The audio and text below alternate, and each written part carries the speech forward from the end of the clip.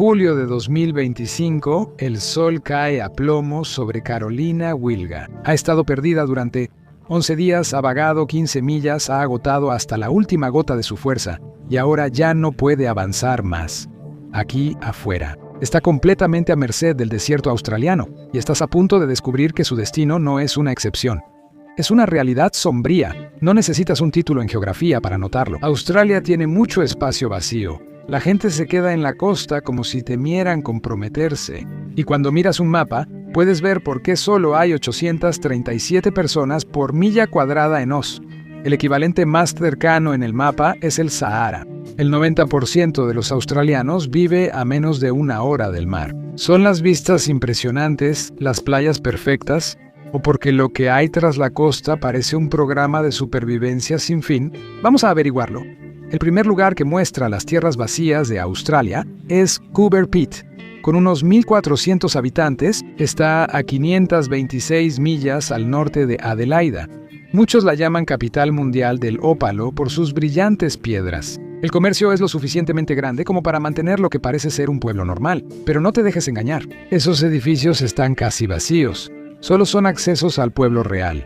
Tiendas, iglesias, hoteles y casas talladas en la roca, como un reino moderno de hobbits. Este es el único lugar donde vivir como topos es más barato que tener aire acondicionado, y de alguna manera esto hizo que el pueblo se convirtiera en una atracción turística. Pero Coober Pit es solo el inicio, ya que el interior de Australia se vuelve más caliente, seco e inhabitable mientras más avanzas. El Outback cubre el 73% del continente y solo el 5% de la población vive ahí. En verano, la temperatura promedio es de 113 grados Fahrenheit. Las fuentes de agua son escasas. No es el Sahara, pero es como ese pariente lejano que solo ves en fiestas y recuerdas por qué lo evitas. Las temperaturas promedio superan los 113 grados Fahrenheit, pero el calor no es el único problema. ¿Dónde está el agua?, podrías preguntar. Claro, hay algunos oasis aquí, pequeños puntos verdes de felicitación. Sigues vivo. Los principales son los manantiales de Lucy y el antiguo río Finca. Sin embargo, en un continente tan grande, eso apenas alcanza para hidratar un cactus. Gran parte del interior de Australia es una zona donde debes llevar tu propia agua. La lluvia es escasa y suele llegar en el peor momento. Incluso cuando llueve, no es una lluvia suave, sino torrencial que arrastra tu coche. Pero llegaremos a esa catástrofe más adelante, entre el calor, la sequedad y algunos de los suelos más antiguos y con menos nutrientes del planeta. El Outback es un lugar indiferente a los humanos y pese a la tecnología moderna, sigue imponiéndose. Solo el 6% de Australia es apto para agricultura. El resto son de los suelos más pobres y menos fértiles del mundo. Es tierra rendida. El continente tampoco tiene legado de la era de hielo. Los glaciares benefician el suelo, trituran la roca en escombros frescos y ricos en nutrientes, y luego, amablemente, los dejan atrás cuando deciden regresar a los polos. Australia no recibió nada de eso, y el interior del país es enorme. Los primeros exploradores morían seguido. Los sobrevivientes debían ser creativos. La expedición de Wales en 1860 terminó comiéndose sus camellos y caballos. Si tu transporte es el platillo del día, tomaste malas decisiones. Volar tampoco hizo más seguro el interior del país. Los aviadores aún podían quedarse varados y morir de hambre si un vuelo salía mal. Y el peligro no terminó con la invención del GPS. Y cuando la camioneta de Carolina Wilga se descompuso en su viaje de mochilera, decidió buscar ayuda. Tras 11 días caminando y sobreviviendo con poca agua y comida, ella ya se había resignado a no ser encontrada. Por suerte, un automovilista vio a Carolina y la llevaron en helicóptero al hospital. La policía se sorprendió de que sobreviviera tanto, pero Carolina no era la única. Esto ocurre comúnmente en el interior del país. En 2021, 2 turistas eligieron mal el lugar y el momento, y descubrieron que el interior del país es sinónimo de problemas y consecuencias. José Merlos y Nicky Wong conducían por Australia del Sur con su perro cuando su auto se atascó en la arena. Como era enero, el interior del país subió el termostato a más de 100 grados Fahrenheit. Para hacerlo más interesante, sobrevivieron solo bebiendo, líquidos de emergencia. Fueron encontrados en una carretera. Alguien pasa solo cada 6 semanas. Así es el interior del país. tan vacío que debes planear tu rescate de antemano. La ciudad interior más grande es Calgary, Boulder. Los locales la llaman Calgary y por eso estoy agradecido. Está en Goldfields Esperance, Australia Occidental. La población es de 30,000 personas y existe solo por una razón: el oro. Las rocas brillantes son un gran motivador. Honestamente, todo en el Outback grita que no vivas aquí, pero la gente aún así lo intentó. ¿De qué sirve tanta tierra si nadie se atreve a usarla? En 1788, el rey Jorge III tenía una misión. Él quería mejorar la tierra a toda costa, incluso si eso implicaba dar a los convictos una tarjeta de sal de la cárcel y trabaja en el campo. ¿Por qué encerrar a la gente si el continente colonizado ya parece una prisión de juego de supervivencia?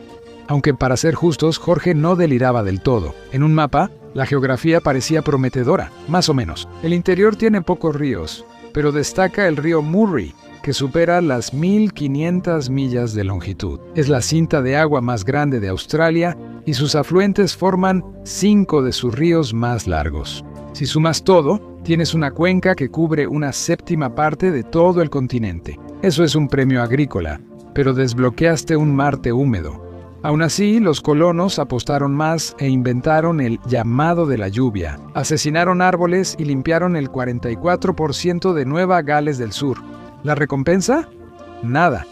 El suelo quedó igual, indiferente. No importa cuántos árboles destruyas, no harás del interior un paraíso agrícola. Árboles y arbustos absorben la mayor parte de la lluvia como esponjas. La sal evaporada se absorbe y no contamina el agua subterránea. Todos ganan.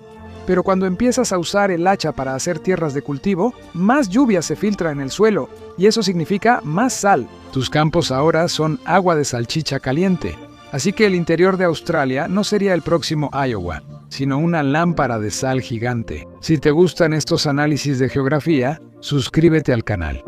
Mi motivación se desvanece más rápido que la Gran Barrera de Coral. En 2002, las autoridades hallaron entre 432 y 49 millones de acres demasiado salados para su uso, casi 7 veces y media el tamaño de todo el territorio de la capital australiana. Lo peor está en el suroeste de Australia Occidental y en el extremo occidental de la cuenca Murray-Darling. Así es, incluso el superestrella del río de Australia no pudo evitar la gran maldición salada. Y aún así, a pesar de todo esto, Australia prospera, pero solo en una pequeña franja del continente, la costa. ¿Por qué todo un continente depende de una estrecha franja de tierra?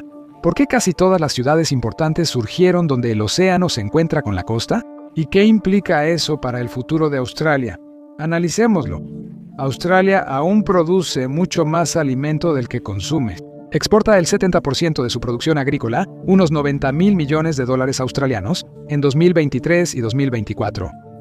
Es mucho dinero para un continente considerado árido, y todo viene de las llanuras costeras. El clima costero es increíblemente bueno, como si Australia concentrara su mejor clima en una franja estrecha. Los veranos van de los 15 a los 27 grados Celsius. Los inviernos están entre 0 y 10 grados.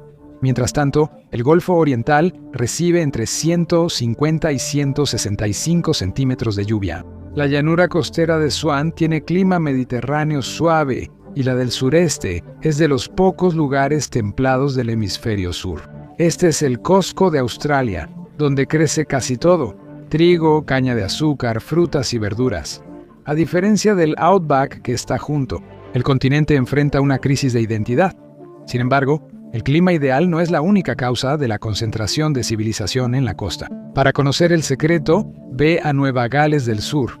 Sydney, con 55 millones de habitantes, no creció por casualidad. Se encuentra en el puerto natural más grande del mundo, Port Jackson, que cubre 212 millas cuadradas y alcanza 148 pies de profundidad. Cruceros, barcos de carga y de la marina. Si flota, cabe aquí. Sydney ya no es la única potencia costera, pues otro puerto importante le está quitando la corona. El 30 de agosto de 1835 se fundó Melbourne en la bahía de Port Phillip, donde el río Yarra llega al mar, siendo un puerto natural incluso más activo que Port Jackson. Cada año pasan 3 millones de contenedores por ahí. Aunque los barcos deben cruzar el Quai en Paz, descanse un tramo de agua que parece hecho para dificultarles el paso. ¿Por qué? Porque el dólar australiano exige tributo. El distrito central de negocios de Melbourne ya es la zona más densamente poblada del país. Suburbios como Carlton, South, Yarra, Fitzroy y Collingwood tampoco se quedan atrás. Con ese estilo de vida tipo sardina, se espera que la ciudad llegue a 73 millones en 2046, así que las sardinas necesitarán una lata más grande. Sydney y Melbourne siguen un patrón común en ciudades principales de Australia como Brisbane, Newcastle, Adelaida, Headland y Darwin. Todo el grupo está en puertos principales, donde los barcos británicos podían llegar sin explotar. La civilización creció desde estos centros por tenerlo todo. Una colonia requería protección, comercio y espacio para barcos grandes. Esos puertos crearon una gran ironía. Los descendientes de prisioneros enviados aquí acabaron siendo más ricos que quienes los exiliaron. ¿Qué tal ese karma cósmico? Australia no se queja. Su extensa costa con puertos naturales hizo de la antigua colonia penal una gran máquina exportadora.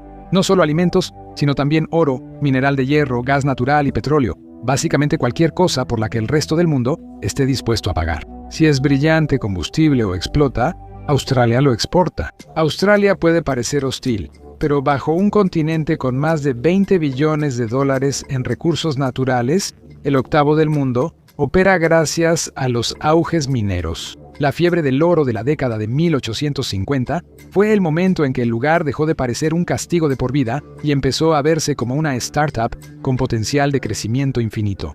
Más de 1 millón llegó.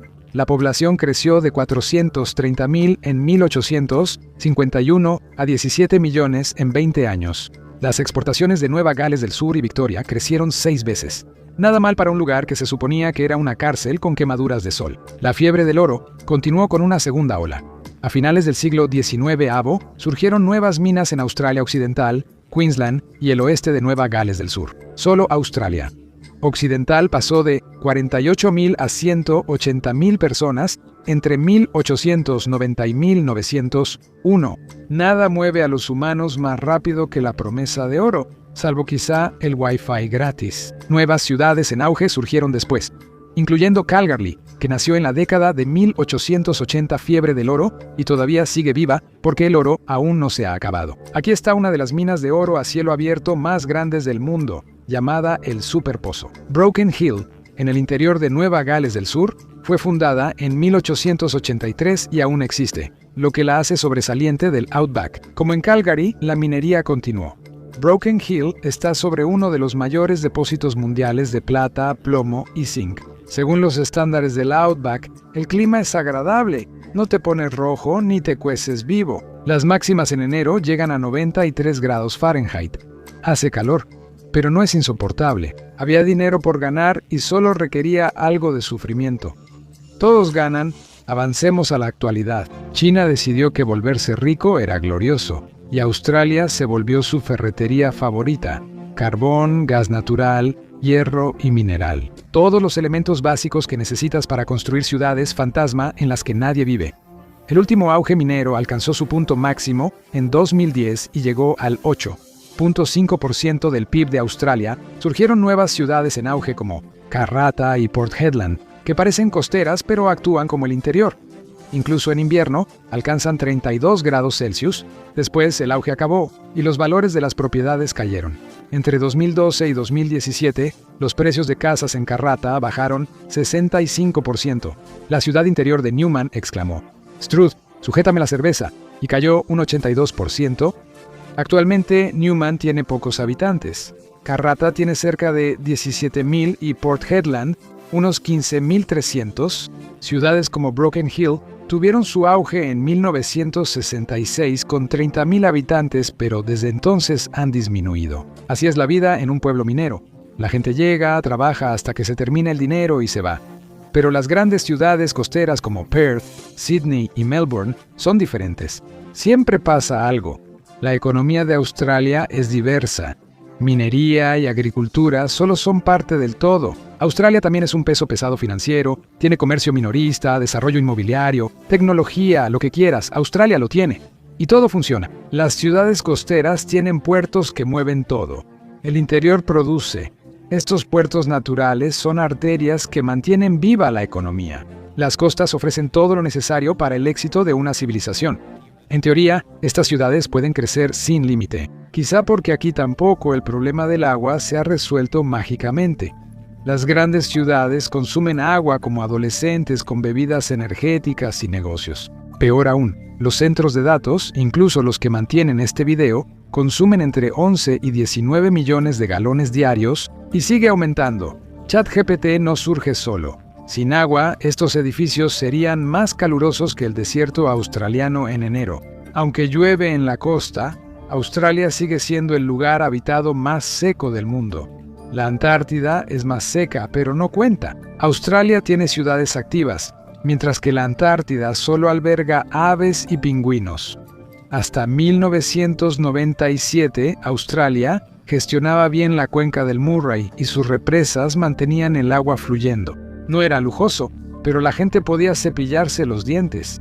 Entonces todo cambió con la sequía del milenio, el momento en que Australia miró al cielo y se dio cuenta: «Oh, ahora estamos solos». Hubo un fuerte fenómeno de El Niño en 1997. Eso significó que la costa de Australia recibió menos lluvia, a veces niveles mínimos históricos. Mientras tanto, el interior de Australia recibió más lluvia de lo normal. Haz que tenga sentido, no puedes. Sin embargo, lo extraño no duró mucho. En 2002, casi todo el continente sufría sequía. La situación empeoró a mediados de los 2000 en Wuhan. En 2006, el sureste de Australia tuvo uno de sus años más secos, con 40-60% menos lluvia. Todo estaba seco y crujiente. Muchos australianos sentían que el interior había llegado a la costa. La Niña rompió la sequía en 2010-2011, pero ya era tarde. Australia había perdido la mitad de su producción agrícola, como si el cielo lanzara una moneda y dijera: «Perdiste». La sequía evidenció que las grandes ciudades ya no podían depender de presas y cuencas. Necesitaban agua de otro lugar y en Australia eso significa el océano, el mismo salado que complica la agricultura. En 2006 Perth inauguró la planta de desalinización de agua de mar a toda máquina. Proporciona el 17% del agua de la ciudad, pero no basta, por eso hicieron otra. La planta de desalinización de agua de Mar del Sur, inaugurada en 2012, añadió un 20% al suministro de Perth. La sequía seguía, así que Australia tomó medidas más drásticas. La planta de desalinización de Sydney se inauguró en 2012 y ese mismo año, porque aparentemente 2012 fue la Navidad de la desalinización. La planta de desalinización de Adelaida se inauguró y ahora suministra el 50% del agua de la ciudad y el 10% de Australia del Sur. Aquí está la gran planta de desalinización de Victoria, capaz de suministrar hasta el 60% del agua diaria de Melbourne. Australia cuenta con al menos 26 plantas de desalinización en la costa, aunque la desalinización enfrenta fuertes críticas. Para empezar, es caro. La planta de Sydney costó $17,000 millones australianos y exigió pagos diarios de $300,000 a inversionistas durante 50 años, aún sin producir agua. No es solo cuestión de dinero. La desalinización genera salmuera, un lodo salado y contaminante que no se puede verter al océano sin más. Requiere tratamiento, control, más recursos y problemas. Imagina hacerlo en el desierto australiano. Tendrías que desalinizar agua de mar y transportarla miles de kilómetros en camión o tubería. Todo ese costo, esfuerzo e infraestructura. ¿Para qué? Para convencer a vivir en una región que compite por ser la menos habitable de la Tierra. Llama a esas temperaturas insoportables del desierto australiano, que empeoran. En agosto de 2025 es invierno allá, ¿recuerdas? El pueblo de Unadada alcanzó los 103 grados Fahrenheit. Solo viven ahí 102 personas. Pero aún así, el invierno no debería sentirse como una sauna descompuesta. El calor es aún más aterrador. Australia Occidental tiene un triángulo más temible que el de las Bermudas. El triángulo de calor del Outback, entre Onslow, Telford y el cruce de Gascoyne, alcanzó los 122 grados Fahrenheit en 2022. Eso no es clima, es un asado lento. ¿Recuerdas Newman, el pueblo donde el mercado inmobiliario se evaporó tras el auge minero? Alcanzó casi 117 grados Fahrenheit durante las olas de calor de este año. Pero Newman no está al nivel del mar. Si lo estuviera, la temperatura real sería de 126 grados Fahrenheit. Eso no es solo calor, es de ese calor que hasta mi sombra está sudando. ¿Y está empeorando? Olas de calor como esta están ocurriendo cada vez más seguido. ¿Qué ya no sucede tanto? ¿La lluvia? Aunque la sequía del milenio terminó en 2010, parece solo el primer acto de una trilogía muy oscura. La sequía de Tinderbox llegó entre 2017 y 2019 y afectó justo en el lugar donde menos quieres una sequía, la cuenca Murray-Darling. La lluvia estuvo un 50% por debajo de lo normal todo ese tiempo. Y el gran final, 2019, fue tanto el año más caluroso como el más seco que Australia haya registrado. Felicidades, Madre Naturaleza. Superaste tu propio récord. Y si lo ves a mayor escala, la tendencia no mejora. La actual sequía en Australia es la peor en 400 años, así que sí, es grave. En pocas palabras, invertir mucho en el interior de Australia sería más problemático de lo que vale. Técnicamente posible, tal vez. ¿Vale la pena? Absolutamente no. Australia no está vacía por elección, está vacía por diseño. La geografía construyó muros invisibles mucho antes de que las personas dibujaran fronteras. La costa no es solo donde viven los australianos, es donde realmente funciona Australia. Gracias por acompañarme hoy. Espero que hayas disfrutado el video. Si quieres ver más, suscríbete y activa las notificaciones. Realmente ayuda mucho. Gracias y hasta la próxima en MAPAC.